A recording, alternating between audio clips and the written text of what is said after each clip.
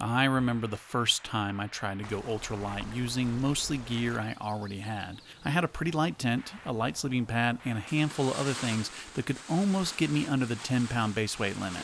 I bought a new pack and a lightweight quilt to make it a little easier to get under that 10-pound base weight, but I knew I was still going to have to make some tough decisions. And I remember the process of trying to refine my gear, carefully considering and weighing every single piece of gear, trying to decide what was absolutely necessary and what could go. Ultimately, I left some things that I would normally bring and learned a lot in the process. And here's the thing, I am not a diehard ultralight. I like my comfort items as much as the next guy. You will rarely find me on trail without a chair and a plush sleep system. And most of the time, my pack falls in the 15-pound range without food and water.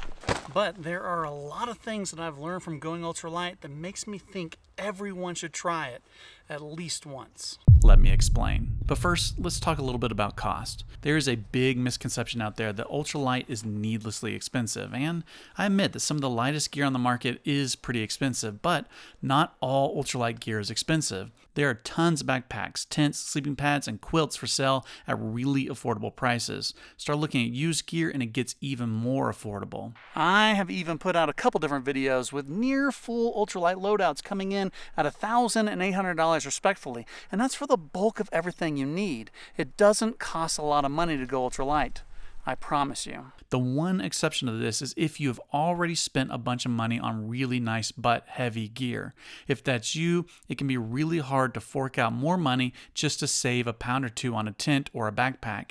And if that's you, I completely understand. But if you are the kind of person that likes to upgrade their gear from time to time, or if you ever have to replace a major piece of gear, I challenge you to go ultralight at least once.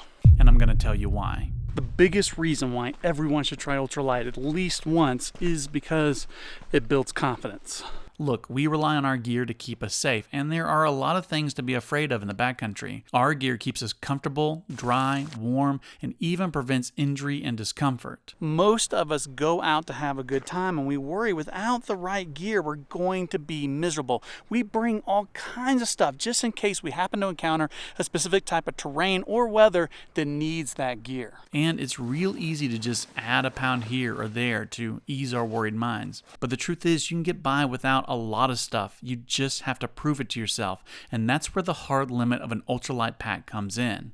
And so I guess we better define what ultralight actually is. In general, someone is considered ultralight when their gear weighs less than 10 pounds, not including food, fuel, and water, which is not a lot of weight. Some backpacks can weigh as much as 5 pounds by themselves, and so if you haven't made an effort to buy lighter and lighter gear as you upgrade, it can be a rather difficult goal to reach. But if you can get close with gear you have, gear you can borrow from a friend, or if you're planning to upgrade gear, I really think everyone should try to push themselves and reach that goal. Just the process of weighing everything and really scrutinizing your gear to decide if you should bring it or not is an eye-opening experience. Then actually hitting the trail for multiple nights with a pack that some day hikers can't even achieve is a major confidence boost. And it's that confidence boost that is the reason why I think everyone should try ultralight, but there are a few more reasons. But first, let's talk about how you even go about finding ultralight gear. You can do endless research and go to multiple different websites to find ultralight gear, or you can go to Garage Grown Gear and find everything all in one place. Garage Grown Gear is the only retailer that specializes in ultralight and cottage industry gear. In fact, they only sell backpacking gear, and they're constantly looking for new gear and brands that no one else is selling. If you want the absolute best in ultralight gear, including really creative ways to save weight, you need to check out Garage Grown Gear. Now, for all the other reasons why you should try ultralight.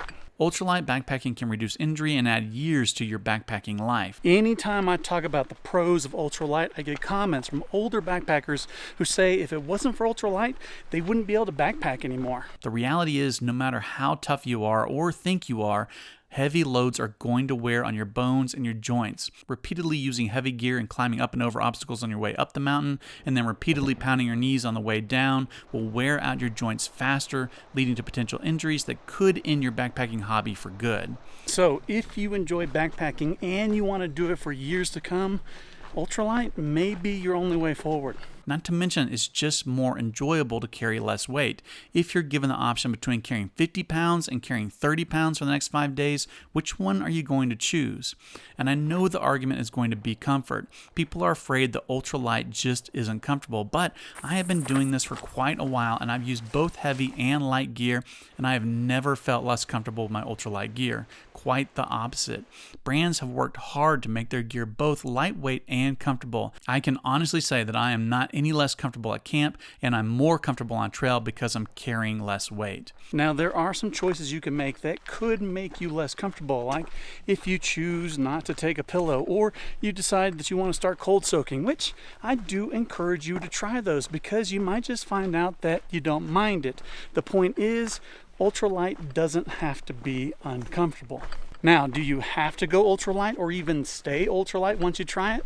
No, you gotta hike your own hike. The point that I'm trying to make is you don't know until you try, which is why I think everyone should, at least once. I hope you enjoyed this video. Please like, subscribe, and do all those other things. And as always, thanks for watching.